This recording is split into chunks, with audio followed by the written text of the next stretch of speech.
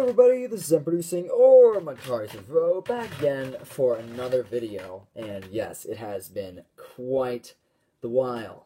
Welcome back to the channel, everybody. There's not a real reason for why I didn't upload after I did the booster pack opening approximately a year ago. If there was to be a reason, it would be that after I did that, after I had gotten all the GameCraft and stuff sorted out, I kind of just want to...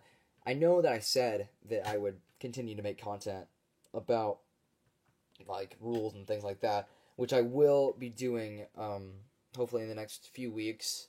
I'm about to go back to school, so that might complicate things a little bit. But anyway, the real reason is that I just wanted to take a step back, relax, sort of reflect on what I had done so far, what I had made, and kind of review what I had done. Like, review how the cards work together, how the set was balanced and imbalanced, what changes I need to make, what cards I should probably introduce to try and balance the game in the next set. And I also wanted to do a lot of playtesting to try and get ideas for new cards that I would want to make in the second set. And over the year that I haven't uploaded, I did a lot of sketching, I did a lot of brainstorming for cards that I, wanted to add to the game.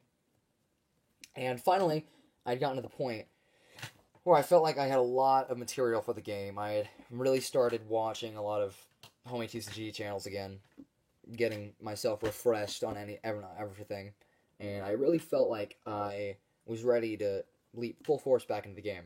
And this break was also to make sure that making cards didn't feel like a chore for me, because in the end, I'm doing this because I really enjoy it. I really enjoy drawing the arts. I really enjoy making the abilities. I really enjoy trying to construct a balanced TCG, which the first set definitely was not. Reviewing the first set, I can see where the cracks are, how imbalanced it was. For example, Omegas and other strong cards, like really high stat cards, are just completely ridiculously overpowered. If you can't get a card like Banish or Black Hole on the field, or your own Omega, if your opponent plays their Omega, it's kind of just over at that point, unless you already have like 4 or 5 monsters and creatures on your field. But overall, the first set was really imbalanced, and this set I really tried to focus on remedying all of those imbalances. I also saw that there was a lot of crudeness in how I had made the cards and how I had made the game in the first set. So I really tried to fix that with the cards in the second set, all these new cards right here. Also, another thing that I have added to the game is a brand new element, which is the element of surprise, the element of purity. So a lot of cards in the first set I had trouble classifying as any sort of element, like Ethereal Unicorn, or Castle Guard, or Sunlight Wolf. Eventually, I sorted them all into either null, or for Sunlight Wolf, I sorted into energy. But as I was reflecting all this, I really realized that a sort of a light element would have really encompassed all of those cards. And then as I started pondering the idea of adding a new sort of light element, I came up with a lot of cool ideas that I wanted to try and put into place. And then as I kept making ideas and thinking about it, I convinced myself that that's really what I wanted to do. So here is the element of Purity Tome. I like the art. So the first Purity card is Gleeful Fairy. Pretty low stats, 60 health, 20 melee attack, 70 range attack, 2 crystals to play, and a monster. But its ability reads that instead of attacking with Gleeful Fairy, you may heal a monster/creature by 50.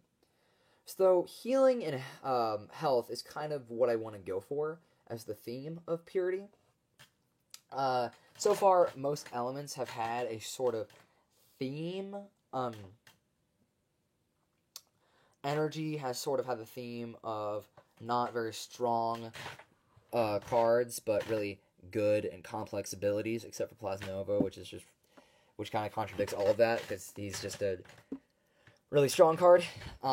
Death, obviously all about the graveyard, and doing stuff with that. Terra is all about having really high health and protecting your other cards on the field. Life was about... Life didn't really have a theme, but, yeah, Life didn't really have a theme. Aqua had a lot of really weak monsters and creatures, and Pyro had a lot of cards that were about destroying things that are not monsters / creatures. So yeah, that's sort of the theme with Purity, is healing. So this is also a common, and there is the little symbol for Purity. And I'm sure you may notice something about this card may not look right. So as I was saying before, how I did this first set really crudely, as you can see the line, like, let's take a look at a card from the first set. The text is really big and blocky, the lines are sort of squiggly, you can see remnants of pencil. The colored pencil is pretty scratchy. The crystal cost and all this stuff's in the art, and like I've written over myself when I've messed up, and I've had to erase and add something, and it just really does not look that great. So I tried to fix this with the online version a little bit by tucking the crystal cost away in the text boxes and the element symbol away. But with these new set 2 cards, I've really taken that a step further, where I have cleaned up everything. The text is much smaller. The rarity and nothing is in the art except the actual art. The crystal cost is up here, type of cards right there, and the rarity and element are down there. And I think it looks so much cleaner, so much better, and when I look at my cards from set 2, I really feel a sort of sense of growth from what I did with set 1. Anyway, I gotta start moving a bit more quickly here as we dive into the rest of these cards. So the next Purity card is Pixie Dragon, 190 health. It is a creature, 70 melee attack, 120 range attack, 5 crystals to play. And every 3 turns, Pixie Dragon may release a 400 damage ranged attack instead of attacking normally. This is an epic. So this is one of the cards that when I was sketching it in my notebook really pushed me over the edge in the idea of making a Purity element, because I think it's so adorable. And then when I made its ability, I thought that was pretty unique. And yeah, there are also a lot of cards in this set that focus on not attacking normally, like Gleeful Fairy and Pixie Dragon. And there's a few more to come. Okay, next is Sparkfly. 50 health. It's a... Oh, shoot. Fix the camera. There we go. Sorry. 50 health. It is a monster. 20 melee attack. 70 range attack. 2 crystals to play. And whenever Sparkfly is attacked, flip a coin. If heads, the damage is negated. This is the first card that references a coin flip in any way in the game, and I think it's pretty cool. I like the way it's done here, and I think it's a good way to introduce it. It kind of like is like the card flickering in and out of tangibility. It's a common as well, Energy. I think it's a good little Energy common. Energy has a few commons already, but I definitely want to add some new ones in set 2. Next card is Translucent Fish. It is 170 health. Is a monster. 150 melee attack, 90 range attack, and 4 crystals to play. And its ability is every time Translucent Fish kills a monster / creature, it gains plus 50 health and plus 20 melee attack. And it is an uncommon and an aqua. Not a lot special about this card. I kind of like the idea of when it devours a fish, it gets stronger, like the art would entail. Anyway, next card would be the Lurker. It has 200 health. It is a creature. It has 180 melee attack, 100 range attack. It is 5 crystals to play, and its ability reads that whenever you are being attacked, the Lurker may perform a 90 damage counterattack. It is an uncommon and an aqua, and yes, I totally wrote the uncommon symbol upside down, but that's okay. This is the first card to have any sort of reference to, let's see if we can get a little bit more focus here. No, maybe not.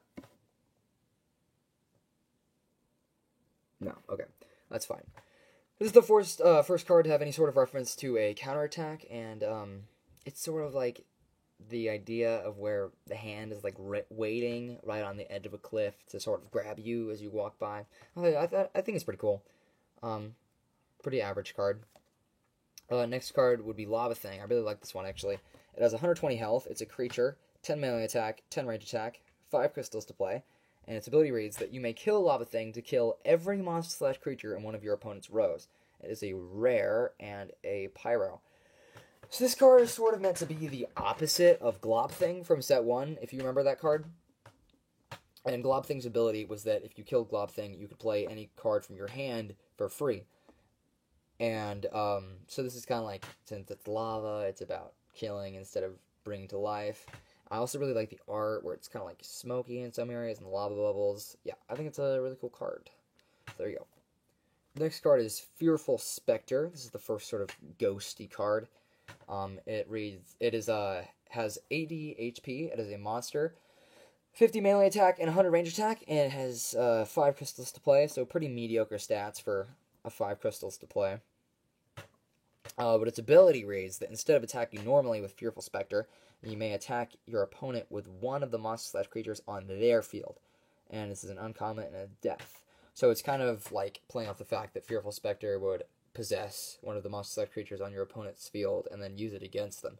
I'm not sure if I'll make a clarification on this when I eventually make a rule book, but I'm not sure if I want to do it as if there's only one monster/creature on your opponent's field and you possess it, you can attack their tomes, or if you have to attack yourself. Like, you have to, so if they only have a lesser owl on their field and you possess the lesser owl, then do you have to attack the lesser owl with itself? I'm not sure what I'll do there. We'll find out in play testing, but I'm not sure. Anyway, the next card is called Phoenix of Death. It has 240 HP. It is a creature, has 180 melee attack stat, 200 range attack stat, and 6 crystals to play.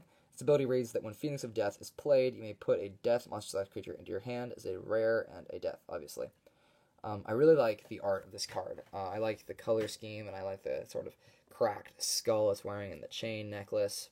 It took me a while to get this card looking more like a bird than a dragon, but I think it turned out really well. And I'm actually planning to do a sort of Phoenix card for every element, and I have some ideas, and I think that all of them will sort of have the same ability, because like Phoenixes are all about rebirth, and they're never actually dead. So like when you play them, you get a rebirth from your graveyard, but each elemental Phoenix would bring out a monster/creature of their own element, and I think that would also hope to perpetuate the idea that I want people to have decks that are focused around from 1 to 3 elements instead of using cards from every element, and hopefully the Phoenixes will hopefully play into that. Anyway, next card. This is a little bit of a silly card. It's called Rockbat. It has 70 health. It's a monster. It has 50 melee attack, 60 range attack, and 3 crystals to play, so pretty bad stats, actually. But its ability is that for every other Rockbat on your field, Rockbat gains plus 20 to all stats. For every swarm of Rockbats, foreshadowing for the next card, it gains plus 100. It is a common and a rock and a Terra and an arrow. I'm not sure if this card will be completely broken, because if you have 4 Rockbats and then 2 swarms of Rockbats on your field, that is like plus 280 attack for all of your Rockbats. And I'm not sure how the brokenness of having that compares to the difficulty of getting all those Rockbats out on the field. But we'll have to see in playtesting. So the next card took me forever to draw. It is a swarm of Rockbats. It has 430 health. It is a creature, melee attack of 100, range attack of 110. It is 8 crystals to play, and swarm of Rockbats can attack as many times a turn as its health divided by 100, rounded down. It is an Ultra and a Terra and an Arrow. So I thought this ability kind of played off the fact that the more health it loses, the less Rockbats that are in the swarm, and therefore the more times it can attack. And I thought that was a really cool idea, and also a really silly card for the first Ultra I would make, because usually when you think of Ultra cards, they're a lot more powerful and strong, but not the case with Swarm of Rockbats. So the next card is the first resource card. Taunt Shield is an attachment and has 5 crystals to play, and your opponent cannot attack any of your other monster-sized creatures on the until the monster/creature holding Taunt Shield is killed. It's an uncommon. So if anyone plays Hearthstone, you might know about the ability of Taunt, where if a creature has Taunt, you have to kill it before you can kill anything else, and this is basically just the exact same thing. I thought it would benefit the game and benefit the smaller creatures that have really low health, but have pretty good abilities if you can sustain them, but they're hard to sustain, and they might be really bad without this card in existence that you can put on, like, a Boulder Golem. Next card is another card that is trying to nerf Omegas. It is called Omega Seal. It is an ability. It is 6 crystals to play, and it sends target Omega to the graveyard. It's a rare. So you can send any Omega for half the cost of that Omega to the graveyard straight away. And I might actually make this cheaper in the online version. I might make it 4 crystals. But, so, like, in the first set, Omegas were completely overpowered. Whenever you get an Omega on the field, if your opponent couldn't match you, the game was basically over, unless they could pull out Banish or Black Hole.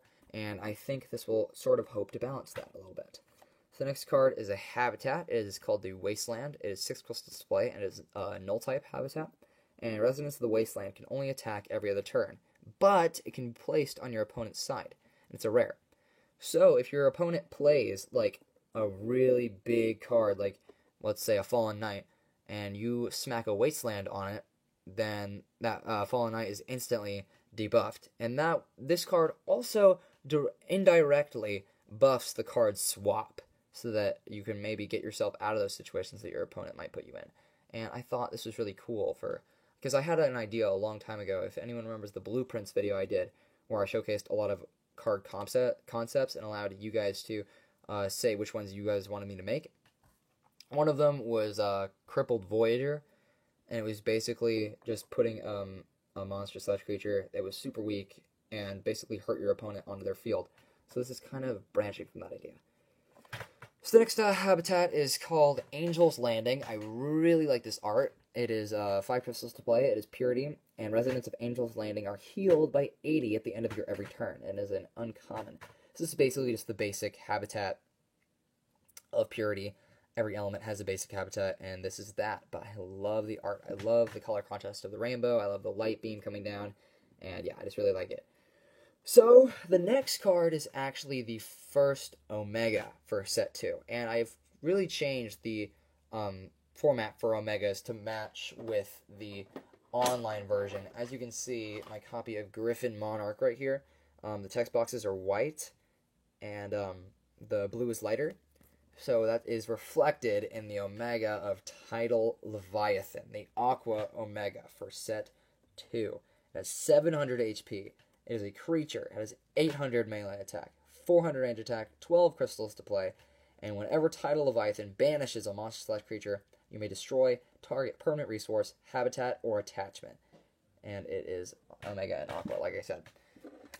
So as you can see, it looks a lot more like a computer, like a Game Crafter Omega than a set 1 physical Omega that I have made, because they had gray text boxes, and I think it looks a lot more unique. It looks a lot more rare with the white text boxes.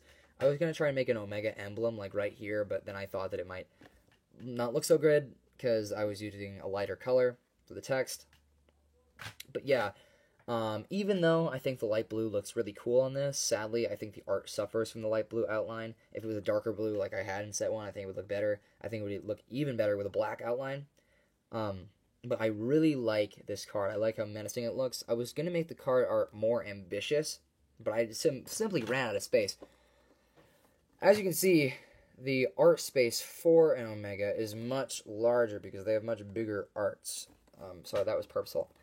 So yeah, that's Tidal Leviathan, and those are all the cards that I'm going to show you guys today for set 2. I do have some more cards made. I have an archetype that I've been working on. It's not quite done yet. I have a few more cards that I want to make for it.